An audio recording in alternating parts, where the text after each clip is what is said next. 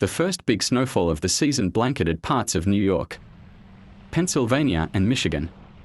During the hectic US holiday, travel and shopping weekend, with numbing cold and heavy snow forecast to persist through the early part of the week and cause hazards in the Great Lakes, Plains, and Midwest regions.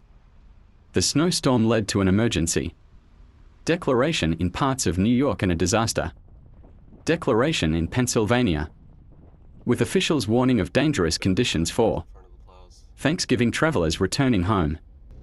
The Great Lakes region has been hit with one of the most intense lake effect snowstorms in recent memory. Erie County, Pennsylvania, bore the brunt, with parts of the area accumulating nearly 3 feet of snow in just 2 days. This historic storm set a single-day snowfall record in Erie, with over 22 inches falling in a single day and totals climbing past 30 inches by Saturday morning. Nearby Ashtabula, Ohio, recorded a staggering 39 inches of snowfall.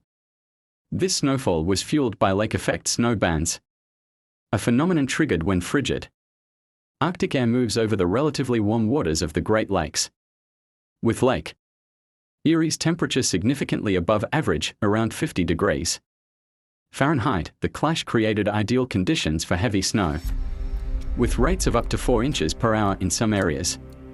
The storm has severely impacted transportation and daily life.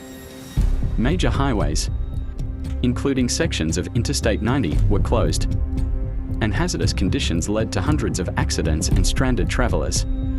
In Erie, dozens sought shelter at a Holiday Inn when roads became impassable, highlighting the resilience of community members as they work together to weather the storm.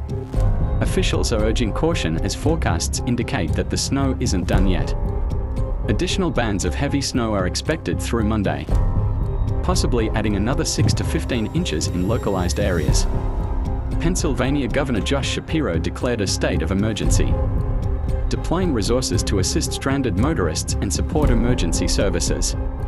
Snowmobiles and ATVs are being used to navigate the deep snow where standard vehicles can't operate. Meanwhile, preparations for large events, like the Buffalo Bills game, became a community effort. Volunteers were called to shovel snow from Highmark Stadium, where over 2 feet had already accumulated.